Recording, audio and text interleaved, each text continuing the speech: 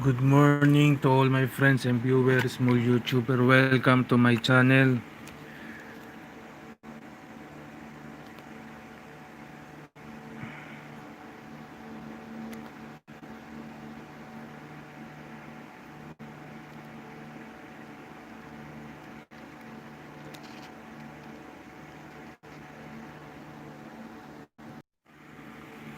Good morning. Welcome to my channel. Um,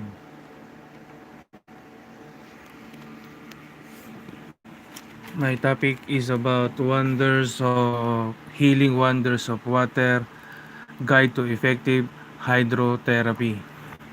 Now, my topic is now 11 for 11 topic, disposal of secretion.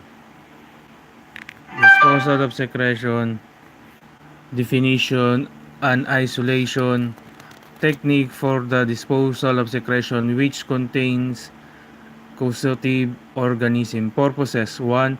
To dispose secretion from patients sick with infectious disease. 2. To prevent the spread of the disease. 3.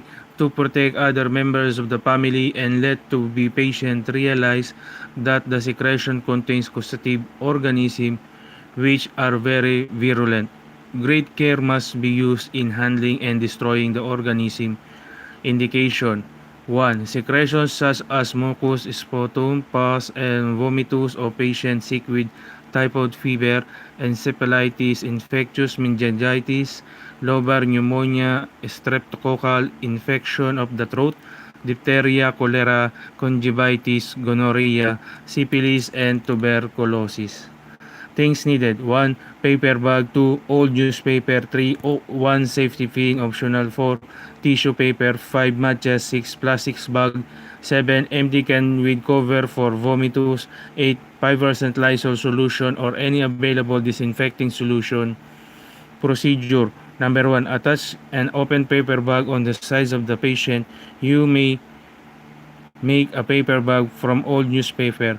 Pin the paper bag on the side of the bed or place is near the newspaper on the pillow under the pillowcase. 3. Instruct patient to cover his mouth with the tissue paper when he cough, even in case of non-productive cough, and collect the sputum of the tissue paper. Then the tissue paper with the sputum should be placed inside the paper bag provided. 4. When the paper bag is 2/3 full, get the paper bag and wrap it with newspaper. 5. Being the wrap paper bag outside the house of burn in right way. Do not place paper bag with secretion in the garbage can in the kitchen. Burn in right away. 6. For vomitus, let patient vomit into a can. Add an equal amount of 5% Lysol solution into the can and cover. Let it stand for 1 hour before emptying content into the toilet bowl. Let patient vomit into can. Add an equal amount of 5% Lysol solution. Cover can when not in use. 7. Wash can very well and disinfect with Lysol solution. 8. Wash hand very thoroughly with soap and water every time you touch the patient or dispose his secretion. Provide a new paper bag. Precaution: never touch the secretion with your hand as much as possible. If you have touched it, be sure your hands do not have open wounds, even pink print wounds, or the finger in cases gonorrhea and syphilis. Wash hand very thoroughly with soap and water. Be sure you don't rub your eyes while handling secretion. If 5% Lysol solution is not available, any other disinfecting solution may be used. Enemas can be done at home before physical checkup and x-ray are done in the hospital. Enema. Definition: the introduction of water into the colon to stimulate bowel activities and to cleanse the bowel. Effect: 1. Stimulate peristalsis or bowel activities. 2. Cleanses the colon, usually done before test and x-ray of the colon or any of the abdominal organs. 3. Relieves gas pains. Indication: 1. Fecal infaction. 2. Constipation. 3. Before X-ray of the abdominal organs. Things needed: 1. Enema can be tubbing and rectal tip. 2. Lubricant, oil or mild soap. 3. Toilet paper. 4. Plastic sheet or old newspaper. 5. Salt 1 tablespoon for a liter or about cups of water. 6.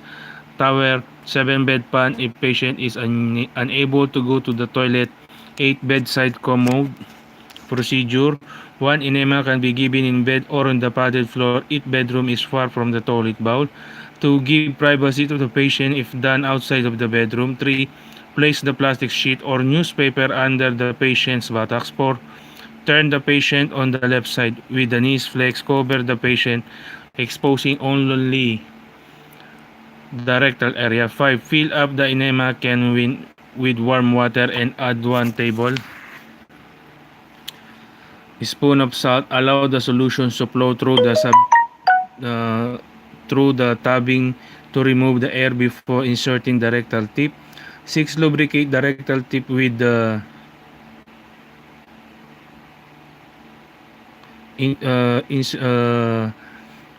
oil or mild soap to make it easy to insert. 6. Lubricate the rectal tip with oil or mild soap to make it easy to insert. 7. Insert the lubricated rectal tip into the rectum, allowing the water to flow slowly into the colon. The height of the can should be only about 1.5 feet or 18 inches, 45 centimeters from the patient's rectum. 8. Control the rate and pressure of the solution going to the rectum by raising and lowering the enema can slowly. If the patient complains of the desire to expel the blood, stop the flow for a few seconds by pinching the tubing and the patient open his mouth. Let him breathe through the mouth and relax. 9. As much as possible, let him hold all the solution in as long as he can before expelling the water. 10. Remove the enema tip slowly and wrap it with tissue paper. Assist patient into the toilet or give bedpan if unable to go to the toilet bowl. 11. Observe the return flow for the effect of the enema. 12. Repeat the procedure until all solution is gone or until the return flow is clear. 13. Wash and dry patient and make him comfortable. Observe patient condition and reaction.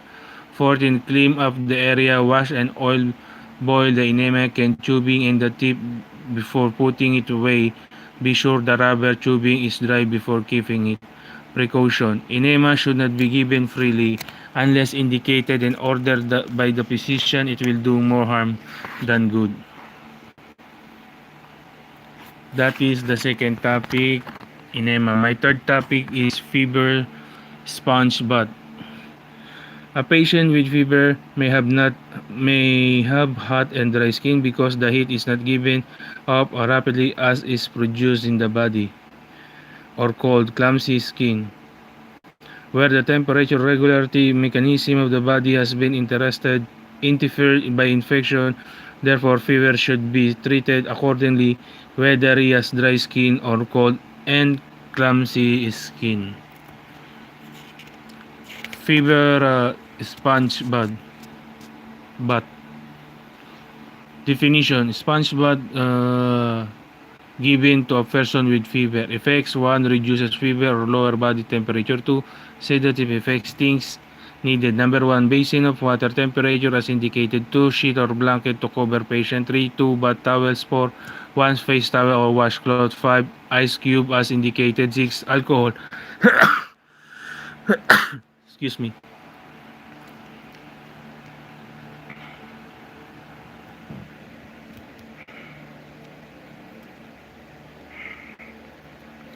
Indication: 1. Hot sponge bath is given the patient with very high fever out of skin of legs and arms or cold.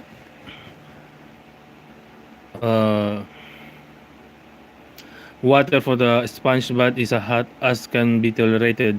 The sponge bath should be done fast and with friction to encourage blood to the surface. Sponge bath may be repeated after 1 or 2 hours if fever persists. Procedure: A. Make the patient comfortable. Remove clothing and cover with a sheet or blanket. Close window to avoid draft. B. Protect the bed with the towel and search part towels as each part is being sponged. Put one bath towel across the chest and sponge out of face, ears, and neck. Dry the areas that had been sponged with the towel across the chest. C. Sponge one part at a time is the following order: arm, chest, abdomen, legs, feet, and back. For the arm, legs, spread the towel under the whole length of the arm or leg while it's being sponged. Rub skin briefly with the face towel to draw blood on the surface. Dry each part after the sponge to avoid chilling. Be sure the patient is dry before replacing cloth and covers.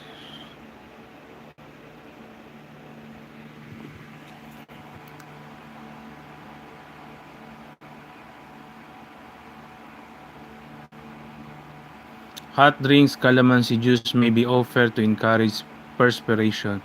Two cold sponge bath is used in case whether the skin is dry and hot.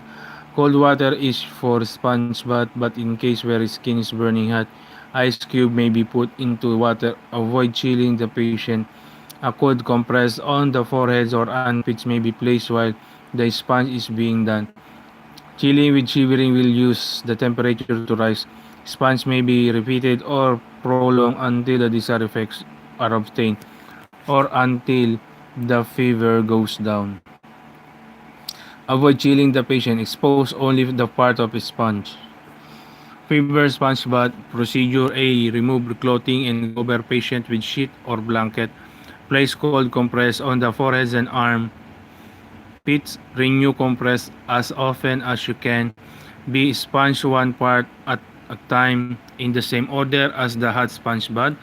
Friction is used to bring blood to the surface and increase the rate of circulation to hasten the cooling process. The skin may be left slightly moist. Fan slightly with a towel till skin is dry. Evaporation, lower body temperature. Hot lemonade may be given. 3. Tepid sponge bath is given the restless and every 10th patient with fever. It has the sedative effects, relaxing the patient. Water temperature is 94 to 98 Fahrenheit, or comfortably warm is intested with your elbow. This is time there should be no friction or rubbing on the skin. Sponge and dry skin very gently with very little rubbing. Prolong the treatment for relaxing effect and to allow more evaporation. Procedure. A. Remove clothing and cover patient with sheet or blanket. Room should be quiet and dim. No glaring lights. B. Sponge one part of a time in the same manner as the hot sponge bath. Dry patient well with a very gentle rub. A gentle alcohol rub out the back may be given after the sponge. For saline sponge bath is given to patient who is inactive and sleep most of the time. Saline or salt bath has a mild tonic or stimulating effect.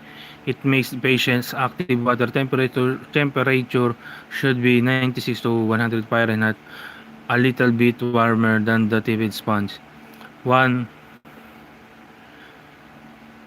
half cup of salt added to a basin of water. Sponge with friction and repeat till the desired effect is obtained. Procedure. Letter A. Sponge is the same manner as the cold sponge bath. Now, my fourth topic is fermentation. Fermentation is good for chest cold with congestion and coughing. Definition: a local application of moist heat by means of cloth wrung from boiling water or from the steam tank. Effect: 1. Increases blood flow to the area. 2. Relaxes muscle. 3. Sedative effect if applied on the spine. 4. Relieves pain.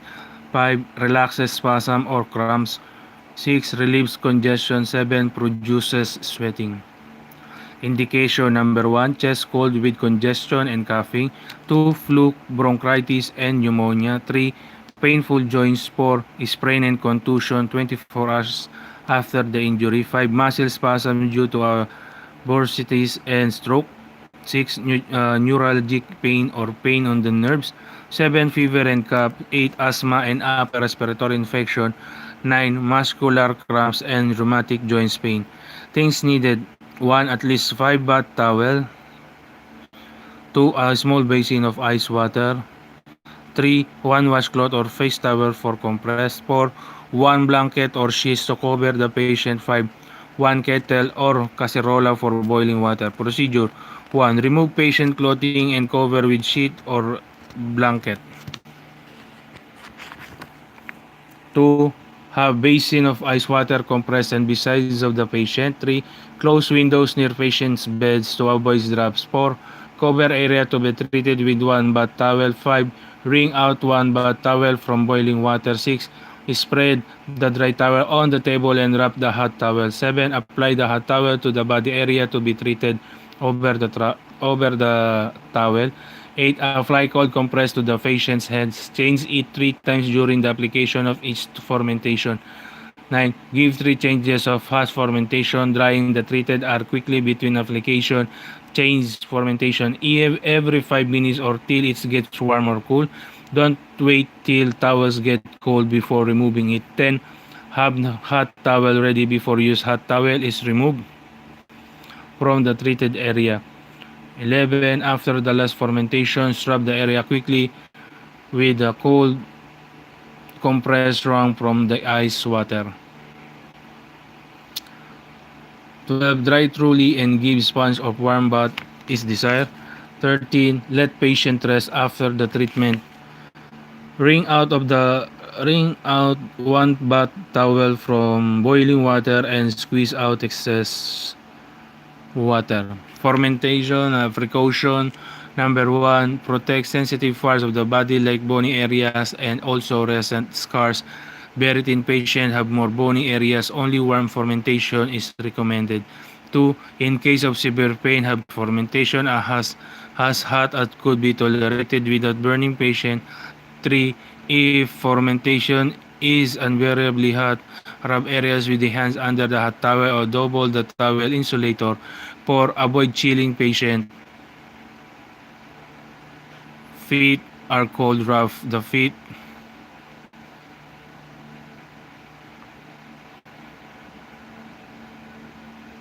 with hot fermentation, taking precaution not to burn the heels and toes. 5. Take precaution with diabetic and unconscious patients. Children and elderly patients are sensitive to heat. They have poor sensation or easily burned. Give only warm fermentation. While still hot, apply into the chest, covering the entire chest area, including the throat. My fifth topic, hair shampoo in bed. A feeling of freshness and cleanliness improves patient morale and interest to get well. Definition: washing the hair of a bedridden patient with soap and water or with special preparation to cleanse and treat the hair and scalp. Effect: 1. Washes and cleanses the hair and scalp. 2. Improve patient's morale and stimulate interest in his personal appearance. 3. Improves scalp circulation. 4. Refreshes the patient. Things needed: 1. 2 bath towels. 2. 1 face towel. 3. 1 pail or pitcher of hot water. 4. 1 rubber sheet or plastic sheet. 5. Soap or shampoo solution. 6. Cotton. 7. Basin of warm water. 8. Empty can or plastic pail. 9. Cup or taboo. 10. Pail of cold water. 11. Old newspaper. Procedure: 1. Bring all the things needed by the bedside. 2. Remove pillow from under the patient. Good morning po, Ann Marisiga, shout out po. Good morning. Procedure: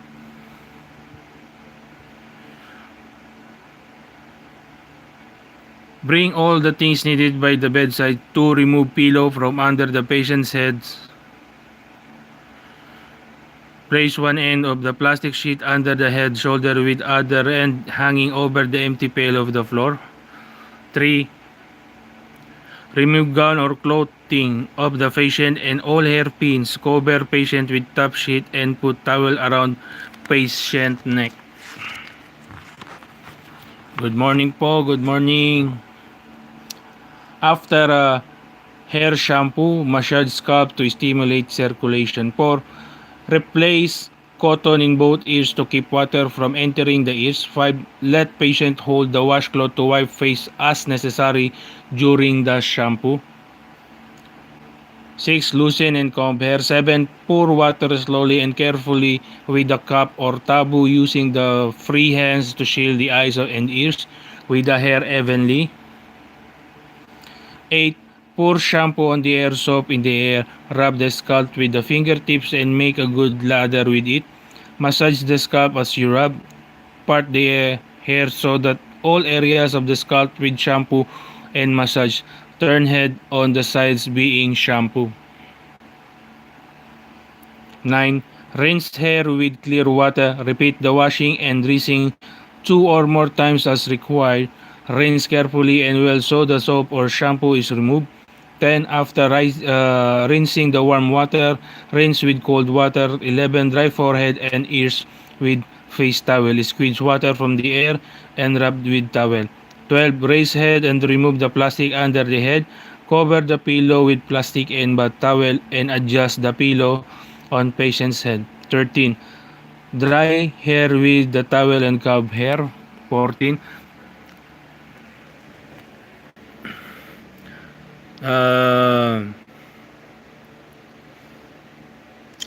Proceed with bed bath in patient is to be bath. See procedure on a sponge bath. 15. Remove all pails and all things used at the bedside. 16. Dress patient, keep him warm and free from draft. General consideration. 1. Patient who stay in bed for a long period of time need a hair shampoo. 2. A bed shampoo must be done in the least possible time and minimum amount of exertion on the part of the patient, especially for a heart patient. 3. Permission for hair shampoo should be obtained from the doctor if the patient is under care of the doctor. 4. Avoid leaving anything wet around the patient. 5. Avoid exposure to drafts or chilling patient during the shampoo. Hair should be dried and combed immediately after the shampoo. My sixth topic is about hand washing. Hand washing is a good hygienic practice. Children especially should be taught early in life to wash hands before eating. Hand washing definition: scrubbing and cleaning of the hands, fingers with soap and water, a hygienic practice before eating and after the use of the toilet. Purposes: 1. To protect the individual from getting infection. 2. To prevent spread of disease-producing organism from one person to another. Things needed: 1. Soap. 2. Running water of pails of water. 3. Hand towel. Procedure: 1. Remove watch and or ring if there are any. Roll sleeve if wearing long ones. 2. Turn on water faucet with hands and wrist. 3. Soap hands and wrist, forming a good lather. 4. Rub one lathered hand against the other and work lather between the fingers. 5. Rub the fingertips over palm of the hands with hands cupped together and push lather under the fingernails. Keep rubbing and working the lather over every part, hands and wrists, including the back of the hands. 6. Clean nails with a stick or file when necessary. Rinse hands and apply more soap. 7. If necessary to add more soap, rinse the hands first with water and soap again with the same procedure. 8. Keep hands away from sides of the sinks or bowl. Someone pour water on. If no running water is available. 9. Continue washing for from 1/2 to 1 minute or longer as indicated using a rotary motion and friction. 10. Rinse hands thoroughly under running water. In rinsing, hold hands, lower the arms and elbows so that the water runs from wrist toward the fingertips. Slant hand down over bowl when rinsing. 11. Do not let water flow from the fingertips to the arms. 12. Repeat the washing if hands have been in contact with patient's saliva, drainage from wound or blood, Continue washing vigorously from 2 to 5 minutes if necessary. 13. Dry hands with towel. Turn off water, placing the towel over the faucet and turning it off. 14. Place hand towel and laundry for washing. Good morning. Shout out to Ann Marisiga. Thank you for watching. Thank you very much. In rising, hold hands and finger down so water drips down to fingers. Tips: dry hands with clean towel or clean piece of cloth. If hand has touched secretion and soil dressing, do not hold cup to the pour water. Request someone to pour water on your hand.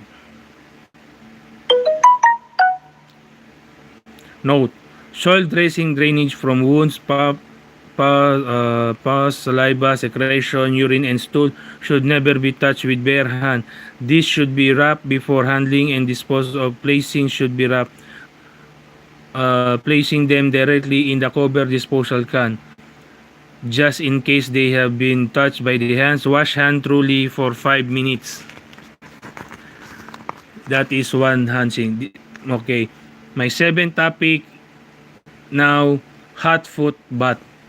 When the head is congested, if the feet and limbs are put in a bath with a little mustard, relief will be contained.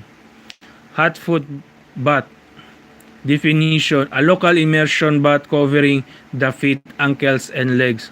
Effects: number 1, relieves head, chest, and pelvic congestion by the drawing of blood from those areas to the legs and feet. 2, stop nosebleed. 3, relieves pain and spasm of the feet and legs. 3, relieves pain and spasm of the feet and legs. 4, induces sweating in case of fever, lower body temperature. 5, relieves menstrual cramps by relaxing the urine spasm. 6, relieves headache. 7, relax the whole body. Indication: sprain. Number 1, sprain and contusion 24 hours after the injury. 2, chills and fevers. 3, head and chest cold. 4, menstrual cramps. 5, muscle spasm, especially on the feet of legs. 6, swollen legs or feet due to injury, contusion. Things needed: 1 kerosene can or plastic pail. 2, 1 small basin. 3, 1 large casserole or kettle of boiling water. 4, chair or stool. 5, compressed cloth or face towel. 6, pitcher or dipper taboo. 7, old newspaper if done in bed. 8, bath towel. 9, 1 blanket. Procedure: number 1, close window and doors. If done in the bathroom, the patient should be seated on chair. If the patient is too weak to sit, patient may lie down and be treated in bed. 2, remove clothing of patient and drape with blanket. 3, assist patient's feet in the pail or basin of water. Water is ankle deep to start with. Temperature should be as hot as can be tolerated. 4, apply cold compress to the forehead or the nape if compressed in small. Add hot water. In adding hot water to the foot tub, push the patient feet to one side and place your hand between the feet and the stream of water. Increase the water temperature to patient heated tolerance. 6, continue adding hot water for 20 to 30 minutes, renewing cold compress every 2 to 3 minutes. Don't let the water cool off. 7, at the end of the treatment, lift feet from the water and pour cold water over them. 8, give hot and cold shower if patient is strong. Give warm sponge bath if done in bed. 9, dry patient and keep him comfortable. Let patient rest till he stop perspiring. Hot foot bath can be given in bed simultaneously with formentation on the chest of the chest for an intensive sweating effect. Hot foot bath can be do-it-yourself treatment done in a bathroom with all the needed hot water there. Extra help is not needed. My 8th topic now is about hot Sitz Bath. Hot Sitz Bath relaxes spastic bladder and stimulate pelvic circulation. Definition: a partial immersion bath covering the pelvic and the anal areas. Effect: 1, relieves pain after rectal operation. 2, hasten healing and cleaning of the operated area. 3. Relieves cramps and spasm in pelvic region and urinary bladder. 4. Stimulate pelvic circulation. 5. Relaxes urinary bladder. Indication: 1. Dysmenorrhea or painful menstruation.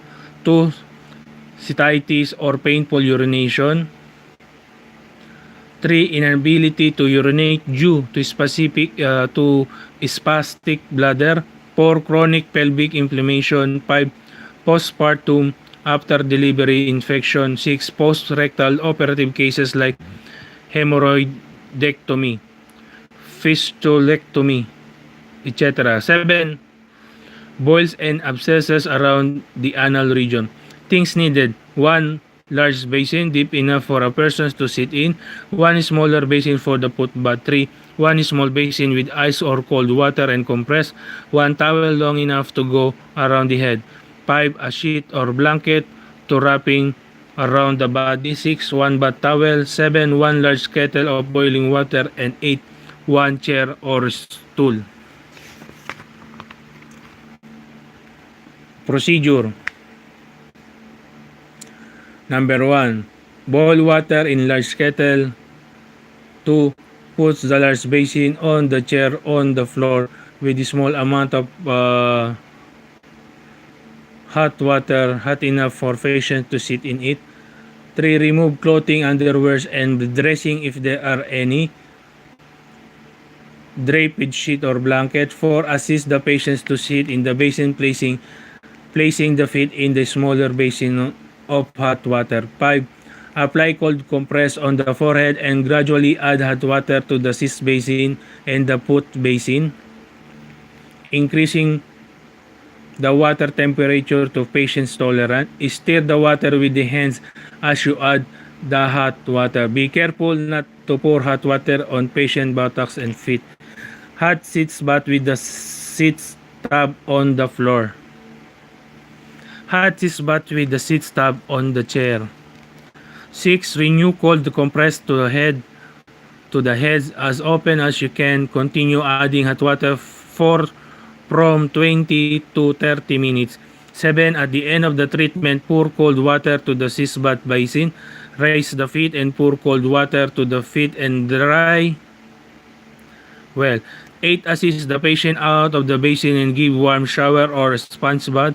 9. Let patient rest and keep warm after treatment. Note: hot Sitz bath is best done in the bathroom, for the floor is likely to get wet.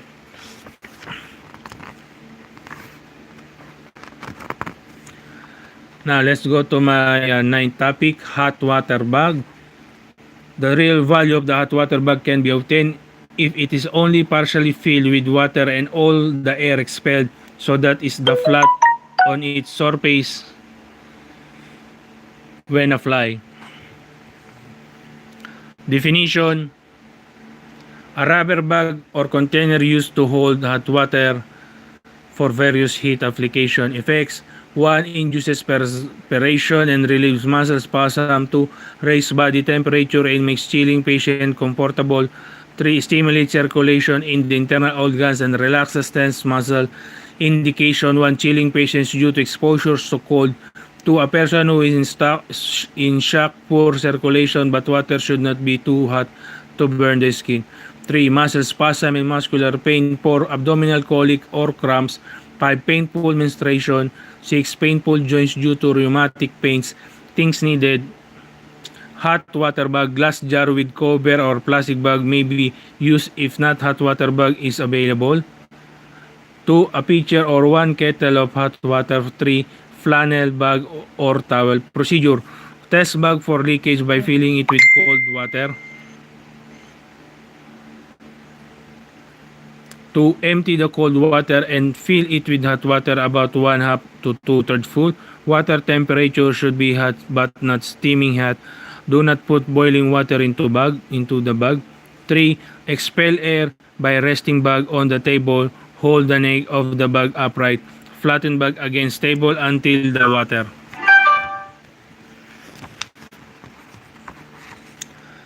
reaches the neck. Keep level up into the neck of bag while screwing in the stopper. 4. Wipe and dry the bag or jar of water. 5. Turn in upside down and examine for leakage. Fasten stopper securely. 6. Cover hot water bag with towel and apply designated area with neck of bag away from patient body. 7. Maintain temperature of hot water bag. When water gets warm, refill bag with hot water. Apply until desired effects are obtained. To discontinue wash and dry bag. Allow enough air to enter to separate side and screw stopper with air and inside. Hold the neck of the bag upright when filling in with hot water. Screw the stopper only after all the air is expelled. Precaution: never apply hot water bag with leakage. 2. Don't apply hot water bag directly over the skin. Cover bag with towel. Avoid use of pins on the cover or towel. Pins are heated on contact with the head. 3. Watch for rending of skin. Check often for reddening and blister. 4. Water should not be very hot in case of children, elderly person, unconscious patient, a diabetic individual, or critical ill patient, a very thin person, and one whose sensation and circulation is impaired. Also, is a hot water bag is supply of bony areas. These people cannot tolerate heat and the skin will be easily burned if hot water bag apply is too hot. Water temperature should be only comfortably hot. Those who have cold extremity or cold feet may have a circulation impairment. It is safer to apply the hot water bag outside the blanket and not directly on the feet. 5. Do not apply hot water bag to an unexplained abdominal pain. It might be pain due to appendicitis which may rupture if heat is applied. Be sure pain is due to colic or spasm and not otherwise. 6. Parts that are sensitive to heat are the eyelids, neck, elbow, heels, toes, and fingertips, ankle, the sacral area, the scapular area, and any bony area. 7. Some people are allergic to heat, so watch for those people. The signs for allergy are redness and itchiness. My 10th topic this is my 10th topic, ice bag. Ice bag applications relieve pain and should be applied for a short duration so the body can maintain its ability to react to temperature changes. Ice bag. Definition: a flat oval rubber container to hold ice chips used for cold applications to a body part. Effects: number 1, constricts blood vessel and slow blood circulation, reduces swelling, contusions, and stop bleeding. 2. Relieve headache due to congestion and fever. 3. Lower body temperature if applied on the forehead and or nape. 4. Slow down the activity of bacteria infection. 5. Slow intestinal activity in abdominal inflammation and appendicitis. 6. Relieves pain in engorged breast, depresses milk production. 7. Prevent swelling and bleeding in injured tissues. 8. Slow down heartbeat. Indication: 1. Headache due to congestion. Do not apply ice bag for sinusitis headache. 2. Throat operation as of after tonsillectomy or thyroidectomy. 3. Tooth extraction to check and prevent bleeding and swelling. 4. Engorged breast and fever. 5. Acute swelling is injured tissue and for some heart condition as in tachycardia, fast heart rate. Caution for heart condition. Apply only upon the doctor's order. 6. Nosebleed. 7. Sprain and contusion.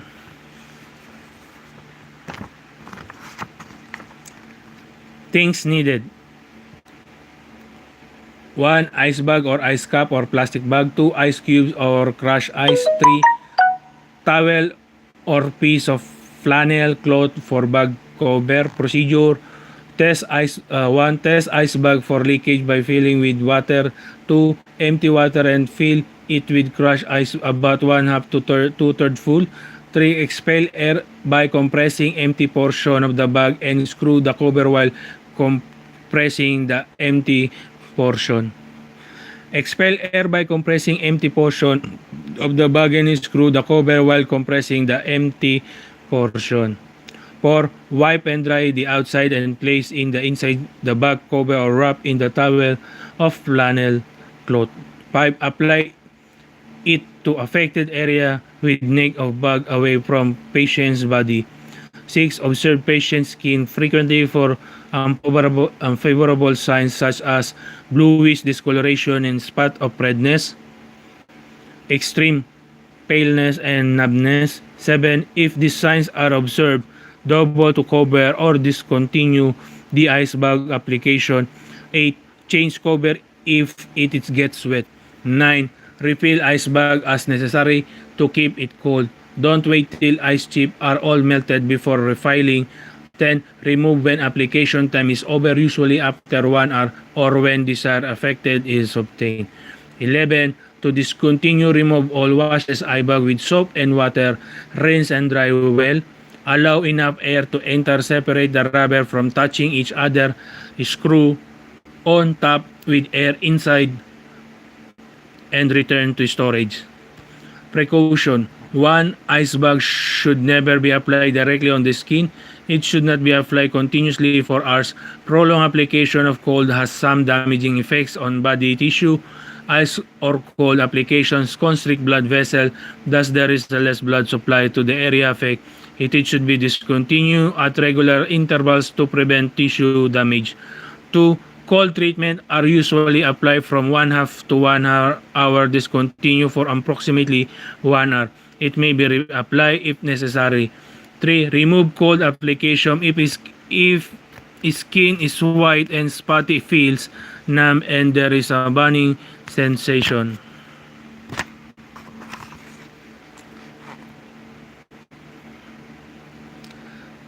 Topic: ice pack. Ice pack should be given at the earliest possible moment to prevent swelling and lessen black and blue discoloration. Definition: a local application of ice water about body segment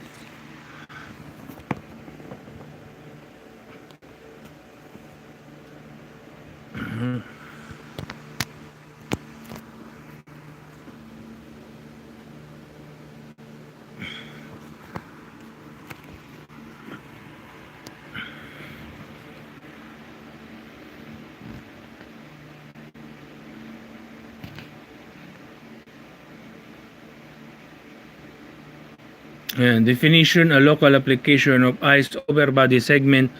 Effects: number 1, relieves pains. 2, prevents or lessens black and blue discoloration due to capillary bleeding. 3, stop bleeding, especially if applied with pressure.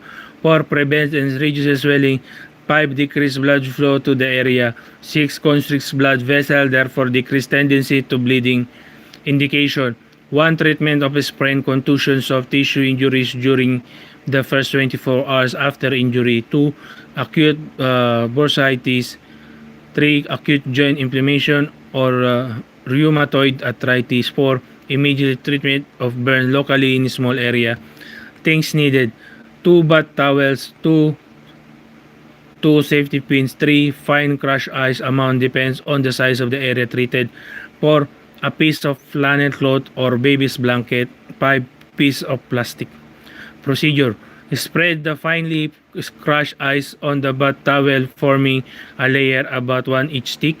Adjust the surface area needed for the effect part. Wrap the ice and secure it with safety pins. 2, wrap the area or joints with the flannel cloth or towel end.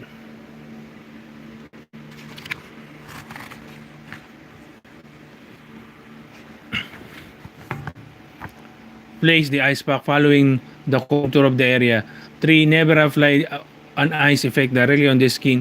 Cover the pack ice with plastic and procedure carefully to prevent the bed from getting wet. For treatment, the time 30 minutes to 1 hour. If there is a burning sensation during the ice pack application, the ice pack is not well insulated, add insulator or add towel or flannel cloth.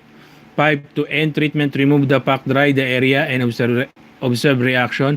Treatment may be repeated after 2 hours in acute injuries to relieve pain and swelling. 6. Cover or advantage area to avoid chilling, especially in acute sprained ankles. Never apply pack directly on the skin. Insulate with towel or flannel cloth.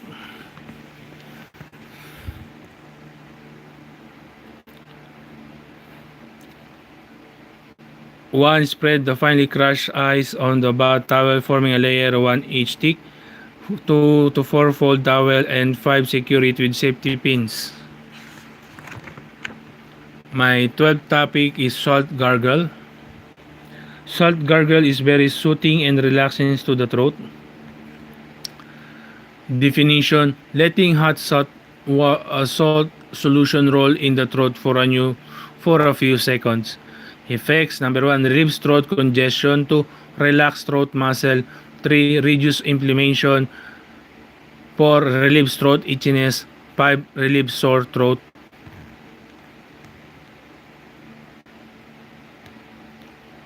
Indication: 1, sore throat. 2, dry cough and itchiness of throat. 3, tonsillitis. 4, pharyngitis and laryngitis. 5, throat inflammation. Things needed: 1, 2 glasses of hot water. 2, 1 tablespoon of salt per glass of water. 1 teaspoon. Procedure: add 1/2 teaspoon of salt into a glass hot of water. Temperature should be a hot water as can be tolerated for drinking. Stir with teaspoon till salt is melted. 2. Salt gargle should be done in the bathroom sink. 3. Sip enough water and let it roll freely in the throat for a few seconds before spewing the water out of the sink. Continue the procedure of throat gargle till all the 2 glasses of salt solution is consumed. If sore throat is severe with harsh voice, salt gargle may be repeated every 2 hours when awake. 6. Throat gargle is best done after meals. 7. For the best result, don't drink cold drinks while sore throat is on progress.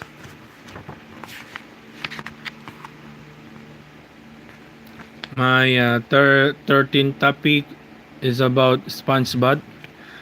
Bedridden patients feel comfortable when given sponge bath every day. Definition: a bath given for a bedridden patient for the purpose of removing dirt and waste product from the skin. Effect: 1. Cleansing. 2. Stimulate circulation. 3. Lower body temperature. 4. Sedative effect. 5. Refreshing effect. Indication: 1. Bedridden patient. 2. Fevers. 13. Restlessness and insomnia. Things needed: 1, 2 basin of warm water. 2, soap in a soap dish. 3, 2 face towel. 4, 1 or 2 bath towels. 5, sheet to cover patient. Procedure: fill to 2/3 capacity the 2 basins with warm water. Test warm water temperature with your elbow. It should be comfortably warm. 2. Remove patient clothing including underwears and cover patient with a sheet or blanket. 3. Close the window near patient's bed. 4. Bring towels, basin of water and soap to the bedside. 5. Place and towel across the chest. Make imitation by the folding the washcloth or face towel on your hands and tuck all corners into your palm. Wash his face with the S motion, starting from the foreheads down to the mouth. Wash also his eye, ears, and neck. 6. Soap the face and rinse well with warm water. Dry thoroughly with the towel across the chest. 7. Place the towel lengthwise under the arm of sponge the whole length of the arm including the armpit. Soap, rinse well, and dry each part. Do the same procedure on the other arm. 8. Sponge the chest, abdomen, and neck, rising and drying well. Be sure soap is rinsed well, especially in the umbilicus. 1 basin of warm water is for the soapy water while the other one is for rinsing. 9. Turn patients to the sides if unable to lie prone face down. Sponge the nape back and buttocks. Give alcohol rub on the back of restless patient for a cooling effect. 10. For turn patient of his back and expose one leg.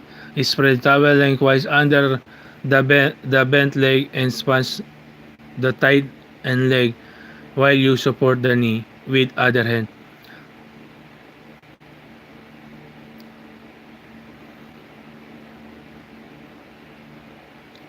Step to make a mitten by folding the washcloth on your hand. Folding of mitten, fold 1 and fold 2.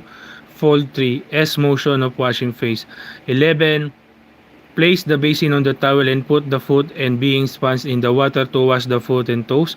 12. Withdraw the foot from the water and dry the whole leg and toes. Do not the same procedure with other leg. 13. Request patient to wash genital areas if she is able to do it. If patient is too weak and able, wash it with the washcloth. 14. Powder the neck and chest and put on clean gown or clothes. 15. Make patient comfortable and calm air. 16. Remove all basin and all things used. Open windows after patient is covered. Give a glass of water or calamansi juice. 14th topic.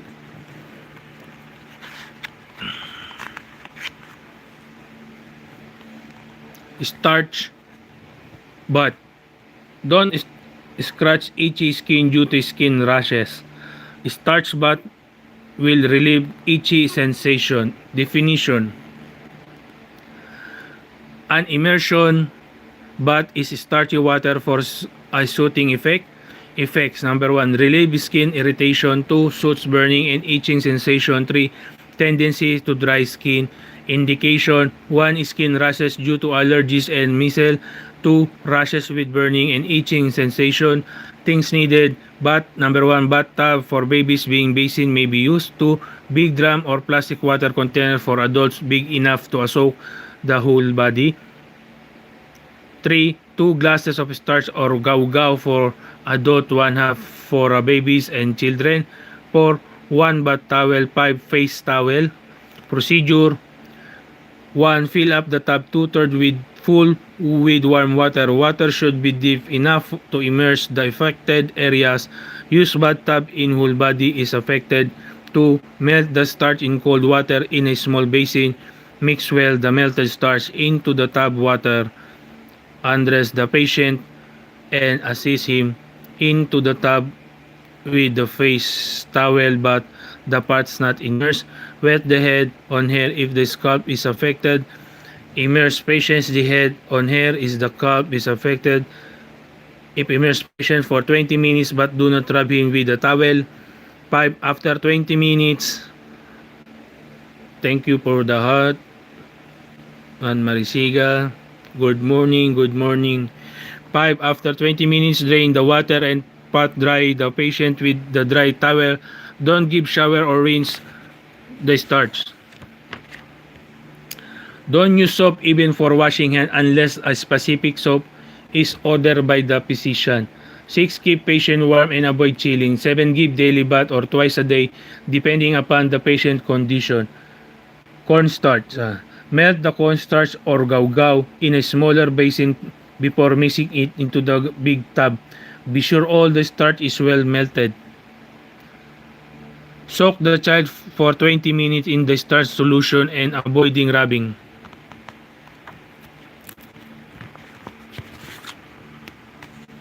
My 15th topic is steam inhalation. Steam inhalation is an excellent way of supplying warm moist air to congested mucous membrane. Definition: inhalation of warm moist air into mucous membranes and respiratory tract. Effects: 1. Relieves inflammation and congestion of the mucous membranes of the upper respiratory tract. 2. Relieves irritation through tickle by moistening the air. 3. Losing secretion and stimulate expectoration. 4. Relieves spasmodic breathing. 5. Relaxes muscle and thus relieves coughing. 6. Prevent excessive dryness of the mucous membrane. Indication: 1. Head cold with feeling of stuffiness and excessive nose drainage. 2. Bronchitis or chest cold with harsh dry cough. 3. Spasmodic breathing and coughing, group 10 indicated. 4. Dry mucous membrane. 5. Throat irritation through tickle, congested and inflamed mucous membrane of the respiratory tract. Things needed: 1. Boiling water in a kettle without spout and empty juice can may be served the purpose. 2. Hot plate or gas stove or local stoving use charcoal uling. 3. Vicks Vaporub ointment or tincture of benzoin oil, camphor oil for good smelling sensation. 4. Old newspaper. 5. Umbrella if tent is to be used. 6. Sheet. 7. Paper bag. Procedure: fill up the kettle with water just below the level of the spout and bring the water to boiling point. Add 1 teaspoon of medication Vicks or benzoin into the boiling water. 2. Carry the stove and the kettle with caution near the bedside of the patient. If the patient is unable to stand or sit on the chair. 3. If a croup tent is indicated, open an umbrella over the head of the patient and cover it with a sheet to form a tent. 4. With the newspaper, make a cylindrical tube to direct the steam into the tent away from the patient face.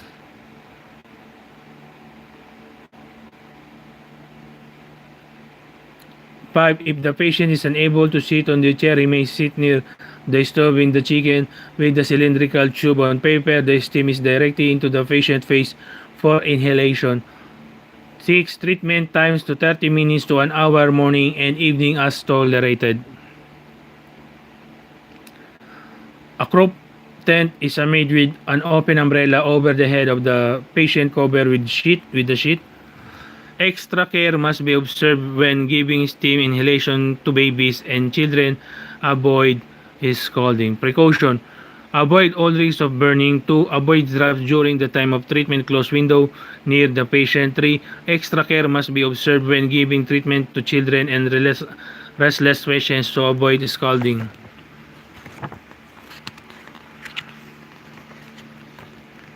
Yan. My 16th topic, Turpentine Stupes. Abdominal distensive or gas pain is very common to patients after abdominal surgeries. Turpentine stimulated perialistic movements of the intestine. Definition: the application of turpentine and oil to the abdomen or joint combined with moist heat. Effects: 1. Relieves abdominal distension or gas pain. 2. Relaxes bowel or intestine spasm. 3. Stimulates the perialistic movements of the intestine. 4. Relieves pain and congestion in the adjoining parts of the sprained ankle. 5.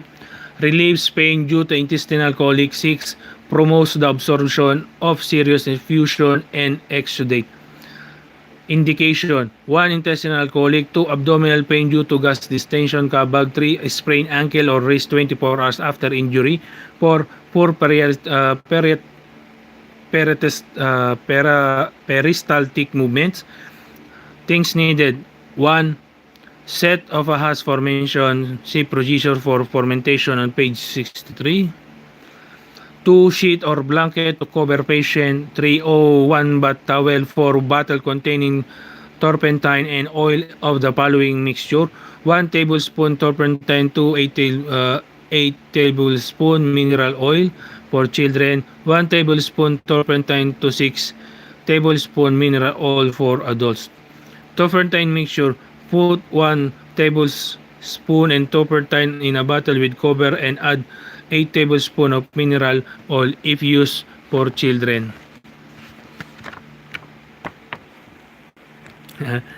Angel.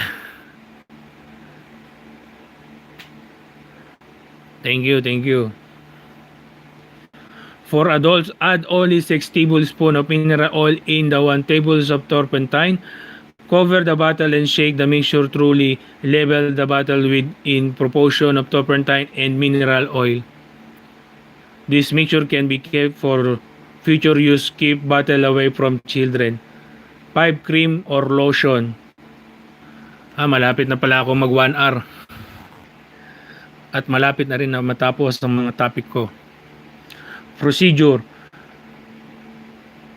Bring all things needed to the bedside, including the mixture of oil or turpentine to prepare the patient as formentation on the abdomen or ankle. Apply turpentine mineral oil mixture liberally over the area to be treated. Do not apply hot fermentation towels directly on the skin. Always insulate with a towel. 3. Apply the oil and turpentine mixture with your fingertips to the area to be treated. 4. Observe the skin very carefully to see if the patient is allergic to turpentine. If redness is noticed, discontinue the treatment. Wipe and remove the oil and turpentine mixture and apply cream on the skin. 5. Cover the area with a dry towel and apply the hot fermentation over the area with turpentine mixture. Fermentation pad should not be very hot. 6. Give the 3 sets of hot fermentation for abdominal distension. Teach patient to do abdominal breathing while the hot fermentation is still on the abdominal area. Tell patient to do abdominal breathing. Breath in slowly bringing the abdomen up on inspiration and down on expiration. Do this exercise of a few minutes with rest periods in between. 7. After the last fermentation pad, remove hot towel and with dry towel remove the oil from the skin. 8. Apply cream or hand lotion over the skin area treated and bandage for sprained joint. 9.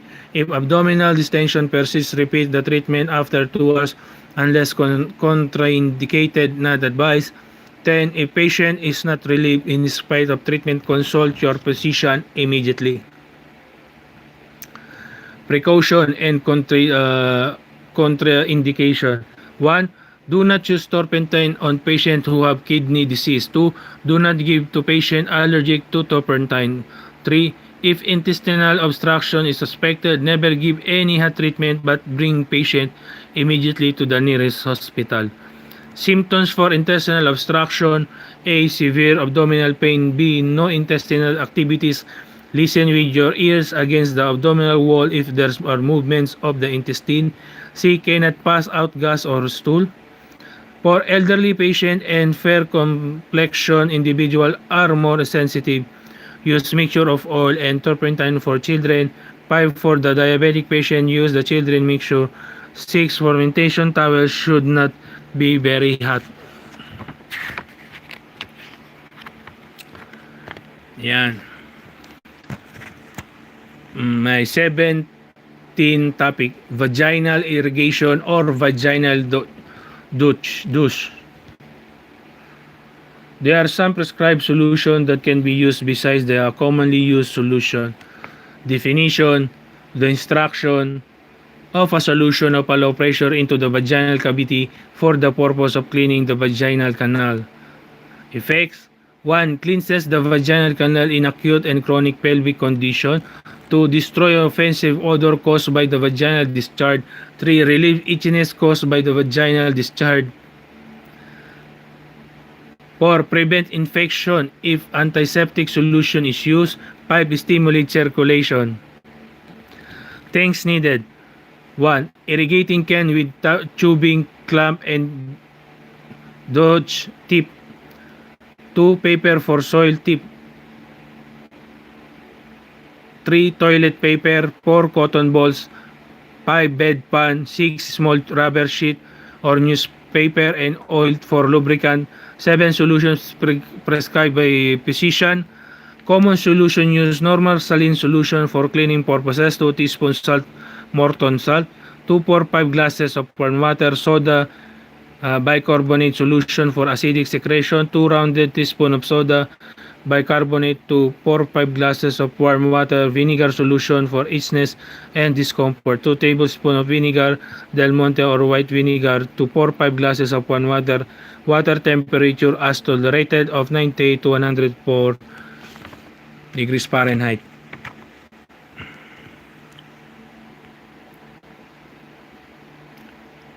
Procedure: 1. Wash hand very well with soap and water. 2. Have patient void or urinate before beginning the treatment. 3. Screen and drape patient or give privacy if done outside the bathroom. 4. Let patient lie down with hips slightly elevated on folded sheet or towel, knees flex. 5. Line the bed under the buttocks with newspaper or rubber sheet and place the bedpan under the buttocks. 6. Adjust the irrigating can at 12 to 18 inches level above the patient hip so that the solution flows slowly. 7. Clean the vulva by separating the labia with cotton balls and allow the solution to flow over the area. If this does not seem sufficient, wash it with soap and water. Irrigating can should be at 12-18 inches only above the hip level. Above this height, there will be greater pressure of the solution flowing in. 8. Insert the Douche tip gentle into the vaginal canal while directing the tip towards and backward. 9. Gently rotate the tip in the vagina during the irrigation. 10. Allow solution to flow gently into the vaginal canal till all solution is gone. The solution will freely flow out to the bedpan during the irrigation. Secure another can of solution and repeat the procedure if necessary. At 11, excuse me. At the end of the treatment, remove bedpan from the buttocks and dry patient. 12. Boil irrigating can, tubing and Douche tip after cleaning them very well with soap and water. Wait.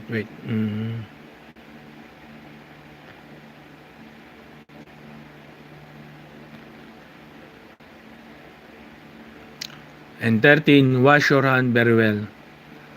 Douche. Precaution. Yun. Vaginal Douche tip, Enemna tip. Precaution. Number 1, take precautionary measure for suspected gonococcus and syphilis infection.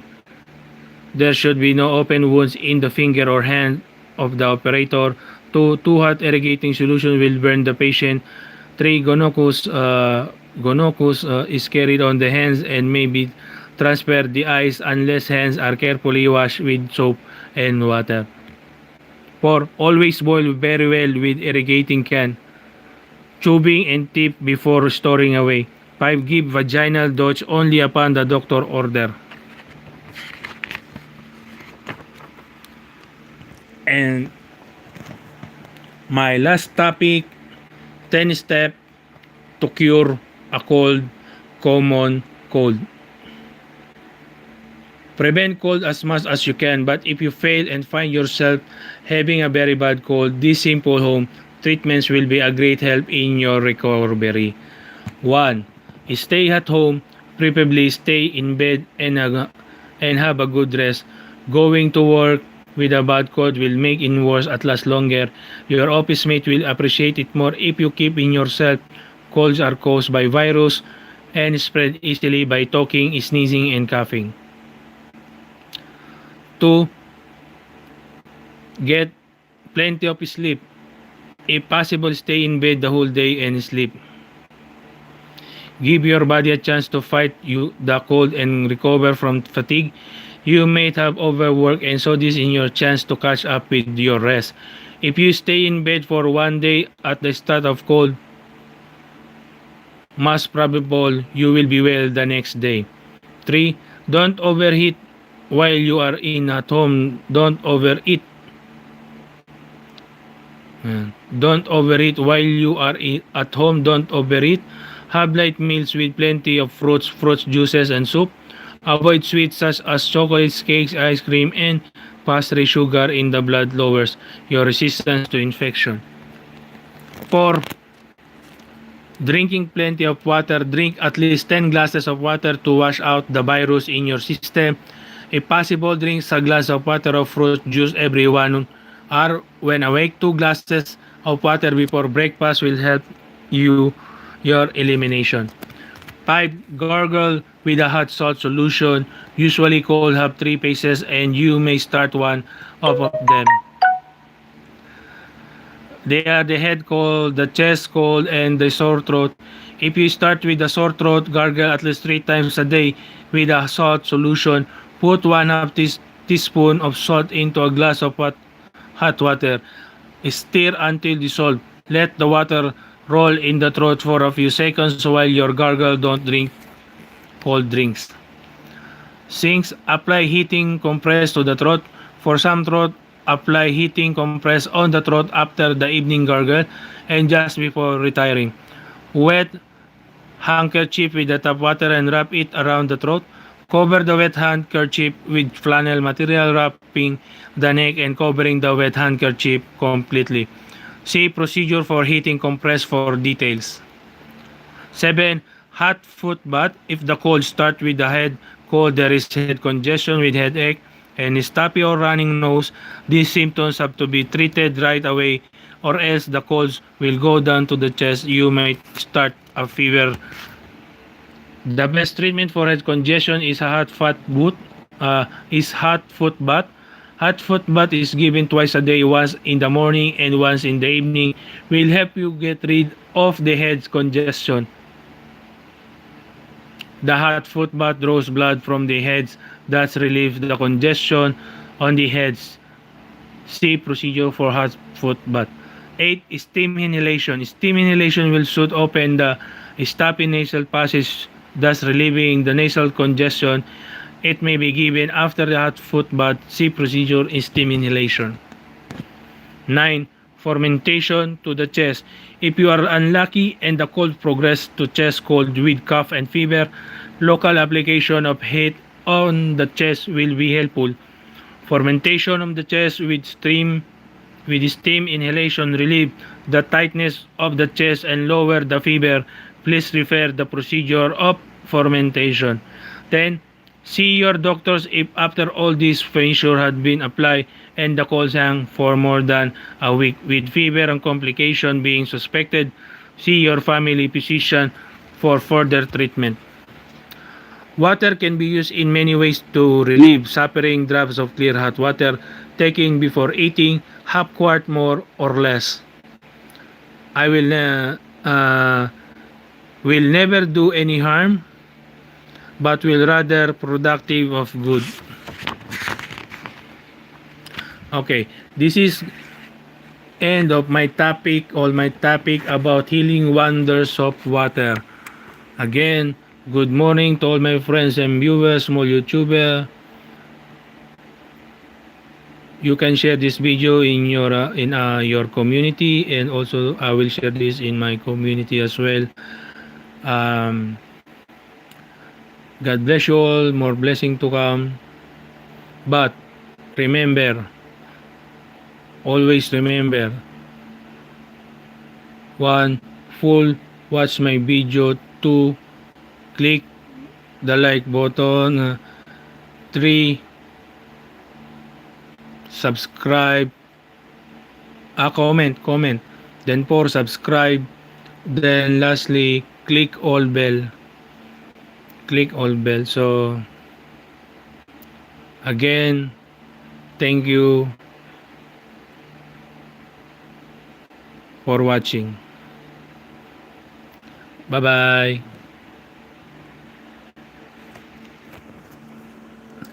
I forgot my next topic is healing wonders of herbs. Just stay tuned for my next video. Okay, for my next video, healing wonders of herbs. Bye.